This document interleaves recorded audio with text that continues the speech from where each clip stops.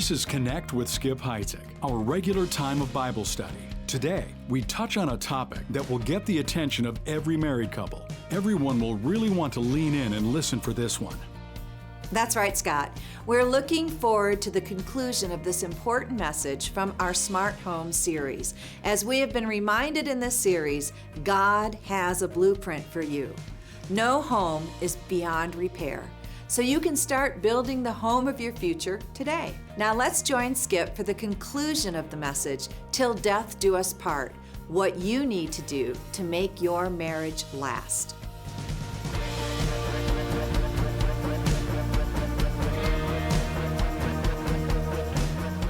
And they shall become one flesh. Please notice the word become. It does not say they will instantaneously be, on their wedding day after the vows, one flesh. Oh, you become that. It takes time. It takes a lifetime. Lenny and I are in many ways similar. In other ways, polar opposites. We have similarities. We both have relatively strong personalities. We're both leaders. We both have kind of that A-type communication skill thing going on. We're teachers. We lead organizations, both of us. But we're opposites. I'm very spontaneous. She is not. She's very planned. I'm messier. I would just say I'm messy, but I've been married now a number of years, so that's diminished maybe a notch. So I'm messier. She is much tidier. I am mostly right. She is always right.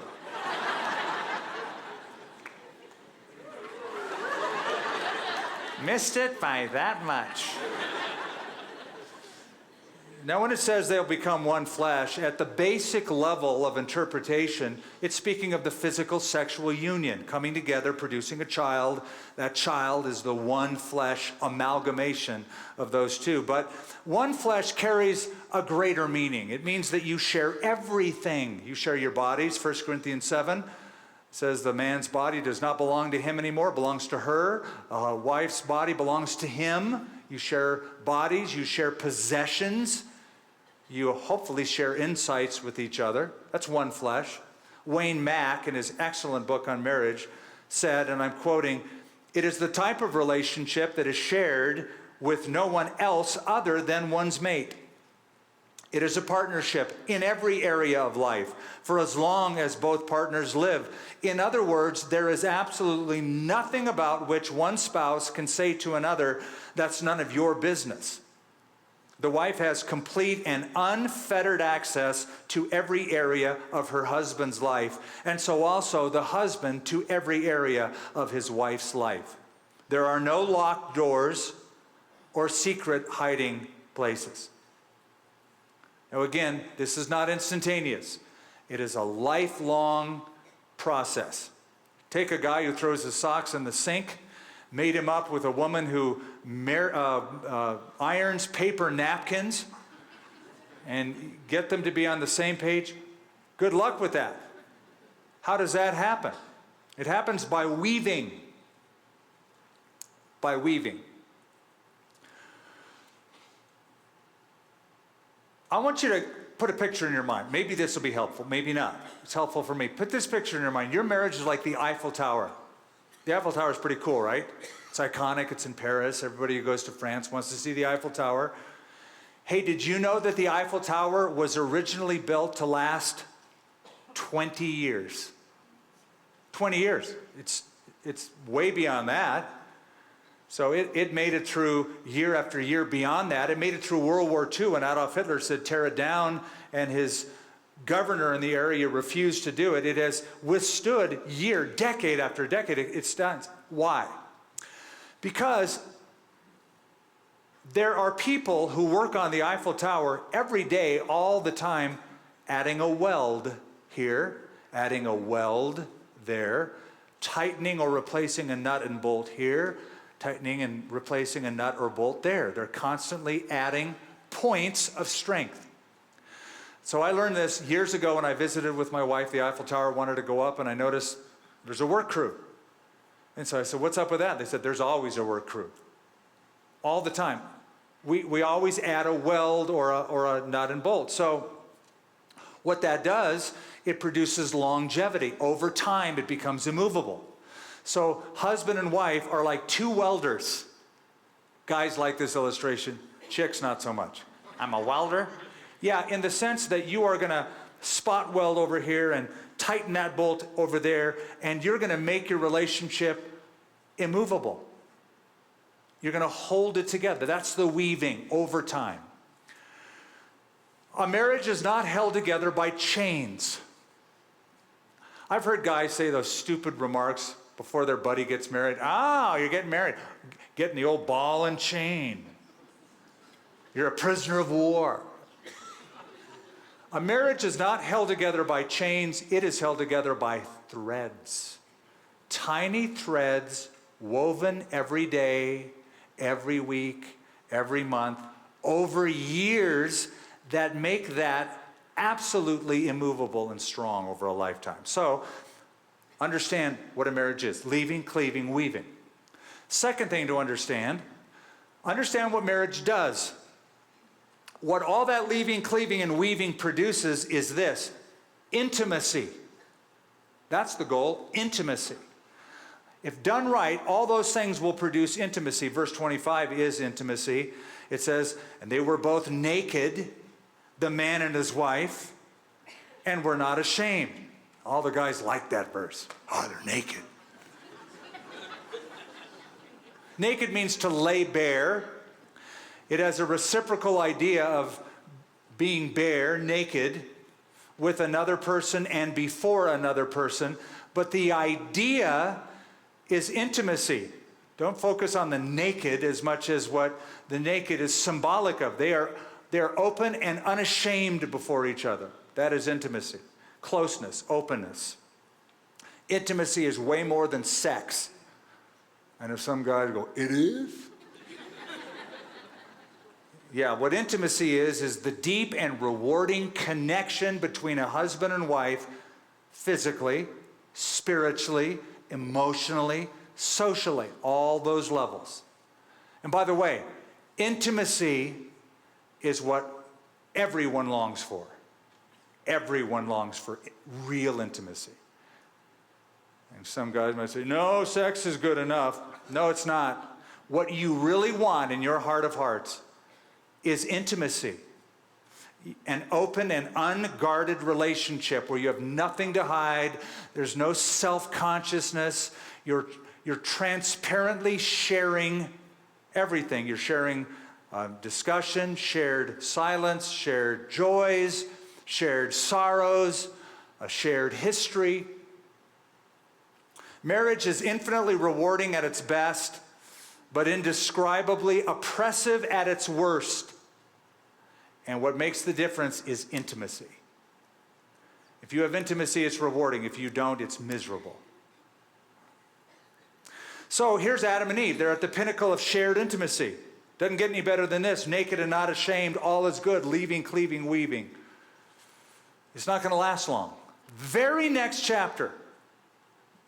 Sin enters the relationship. It's marring them. Now it's all about a cover-up program. Give me some fig leaves. Why? What happened? Sin destroyed intimacy. So understand what marriage is. Understand what marriage does. Now third, and we'll close on this, understand what marriage needs. What do we need to make it last? Mark chapter 10. Would you turn there now in your New Testament? Mark chapter 10, you're going to notice that Jesus quotes what we just read, and he makes an application. Mark chapter 10, verse 1, then he arose from there, that is, Jesus arose from there, came to the region of Judea, that's down south, by the other side of the Jordan, and multitudes gathered to him again, and as he was accustomed, he taught them again. He was always teaching people. And the Pharisees came to him and asked him, is it lawful for a man to divorce his wife? Testing him. And he answered and said to them, what did Moses command you? And they said, Moses permitted a man to write a certificate of divorce and dismiss her. We looked at Matthew's version of this a few weeks ago, and remember we told you that the assumption was to dump his wife, all a guy had to do is get 2 witnesses, write a certificate of divorce, done. A wife couldn't do it, but a man could do it anytime he felt like it. So they asked him about it. Jesus answered and said to them, in this world of no-fault divorce, he said to them, because of the hardness of your heart, he wrote you this precept, but from the beginning of creation, God made them male and female. For this reason, now he's quoting Genesis 2, for this reason, a man shall leave his father and mother, be joined to his wife, the 2 shall become one flesh, so then they are no longer 2, but one flesh. Picture the paper glued together. Now they're one. They're one flesh, not 2 any longer.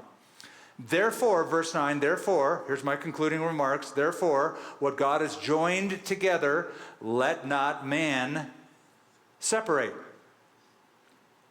Now, when I was getting married, or in that time of my life, I knew people where I worked, at the hospital I worked at in Orange County,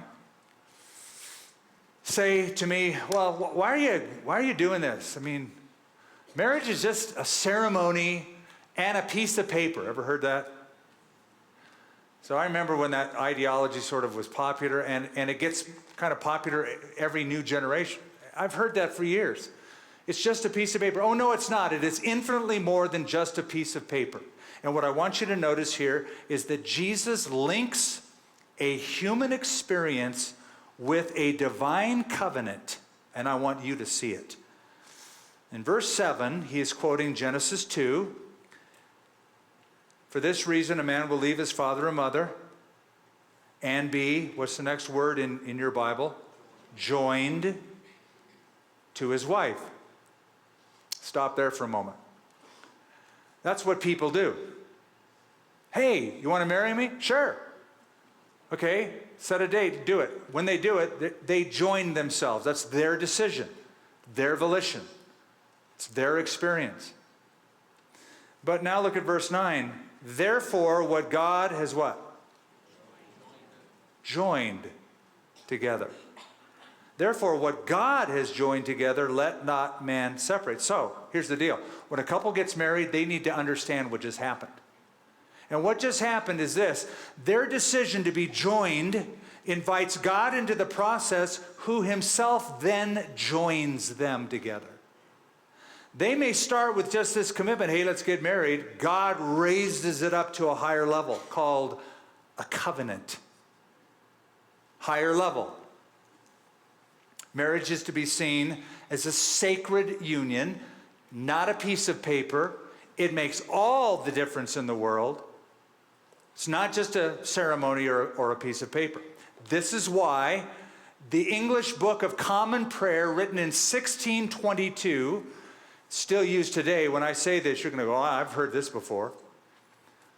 Book of Common Prayer, 1622, the preacher addresses the audience by saying, dearly beloved, we are gathered here in the sight of God to join together this man and this woman in holy matrimony. God's in it. It's a holy union. So, marriage needs this recognition. It's a covenant. What's a covenant? An agreement between 2 or more parties to perform certain actions. And a covenant, you know this from your study of the Bible, you know that covenants are used throughout the Bible: Old Covenant, Mosaic Covenant, Edenic Covenant, Abrahamic Covenant, New Covenant. God always makes covenants. He raises marriage up to a covenant level. In Malachi chapter 2, verse 14, the prophet says to husbands, the Lord has been witness between you and the wife of your youth. She is your companion and your wife by covenant.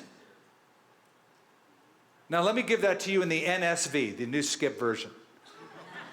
I'm going to make it a little easier so I can understand it. God is saying, hey, you guys decided to get married. Great, I'll be there. I'm coming to your wedding. I'm going to witness your wedding. I'm going to be there, and I will be joining you together when you join together. It's a covenant. Proverbs 2, verse 17, the author refers to the wife and his words, her husband, and the covenant that she has made before God. So you see that when you regard it as a covenant, it raises it to a sacred level, different level, higher accountability. So what does marriage need to last? It needs the recognition, the regard that it's a sacred union. Second, it doesn't need to just be regarded, it needs to be guarded. It needs to be protected, it needs to be shielded. You say, shielded from what? From outside forces or from outside people who would want to tear it apart. You say, well, who'd want to do that? Look at verse 9. Therefore, what God has joined together, look at the last phrase, let not man separate. Let not man separate. Don't let anything or anyone drive a wedge between you and your spouse. Listen to it in a new translation called the Message translation, been out for a few years. Because God created this organic union of the two sexes, no one should desecrate his art by cutting them apart. That's God's art. That's God's idea. God brings them together. Don't desecrate his art by cutting them apart. Now let me drill down. Don't let man separate. Don't let people drive a wedge. Don't let your parents drive a wedge. You're newly married. You have a father-in-law or a mother-in-law who's really nosy and kind of poking their way in. It's like, hey, let me tell you a few things. I know you know, but just politely, lovingly separate. Build a fence, build a wall, hang the privacy sign out. Sweetly saying, none of your beeswax. This is us now. First loyalty's here.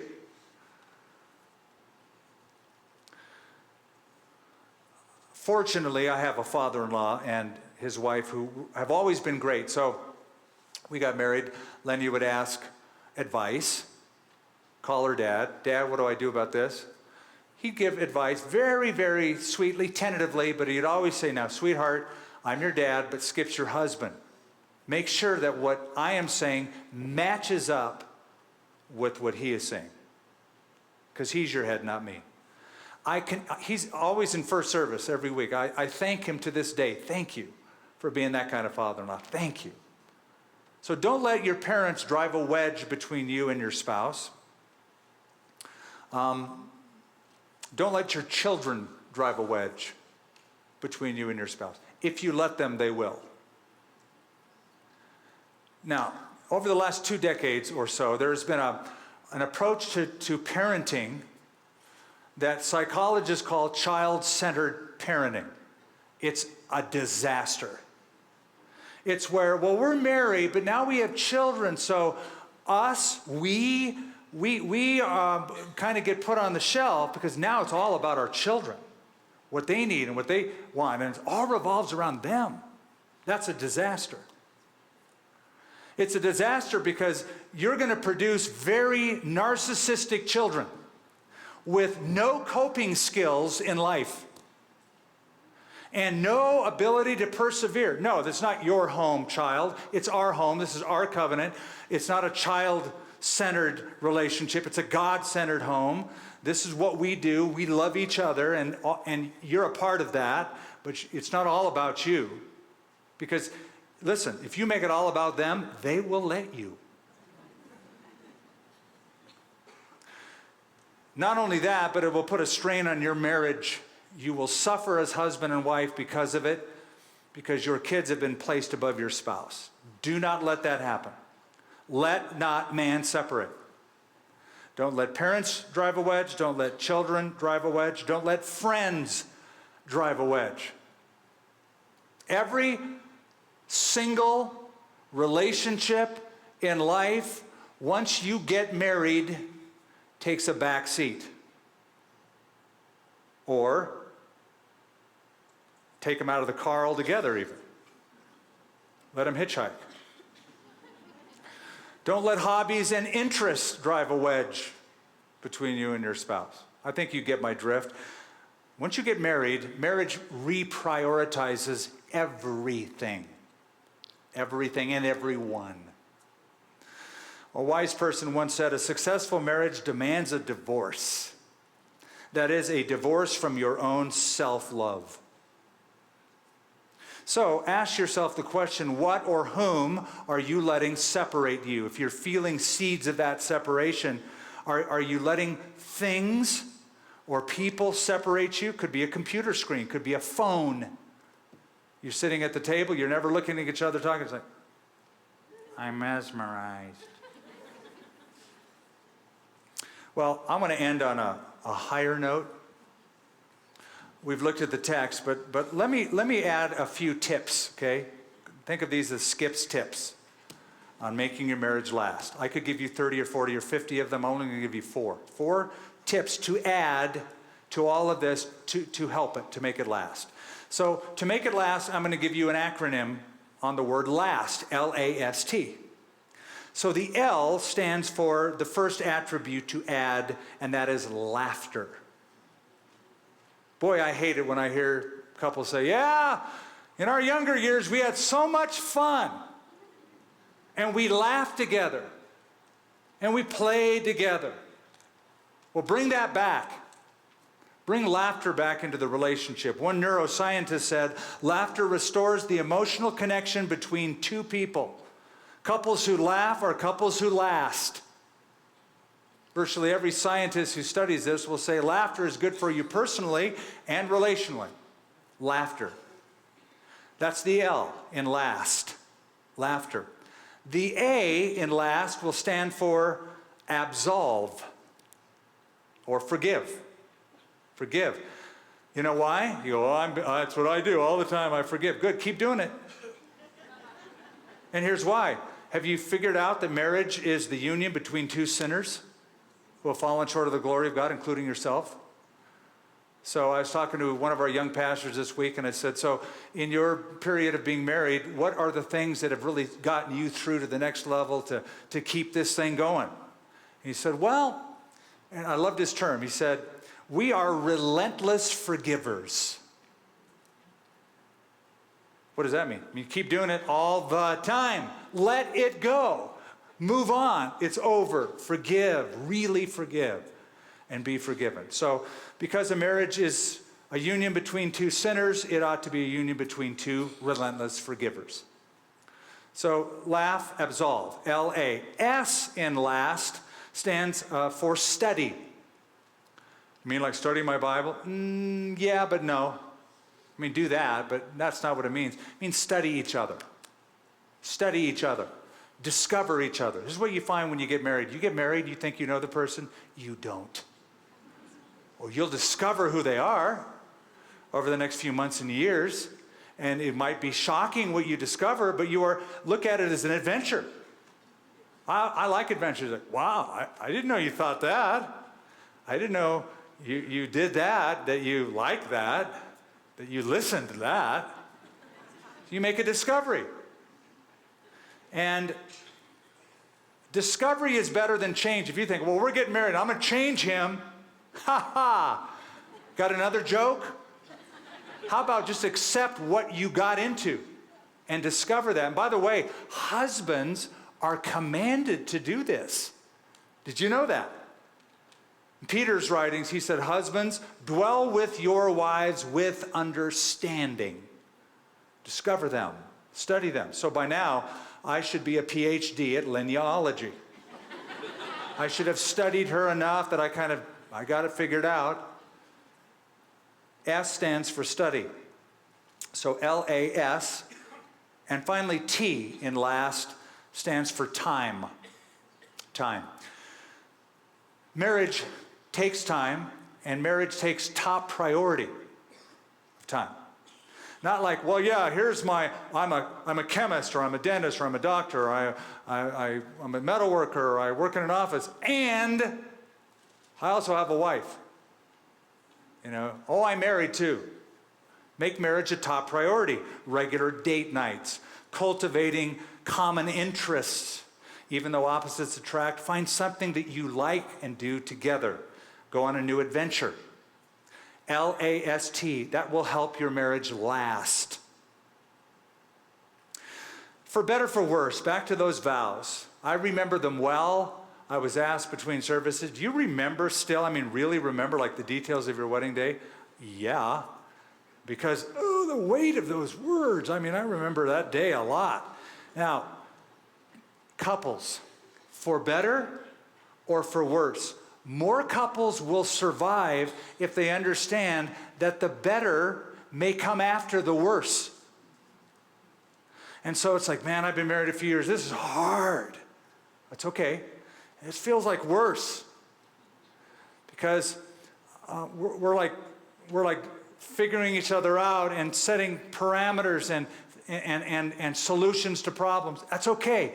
Go through the hard work and let the worst be up front, because when you do that, it will get better and better and better. And then the intimacy kicks in and it's like, this is always good.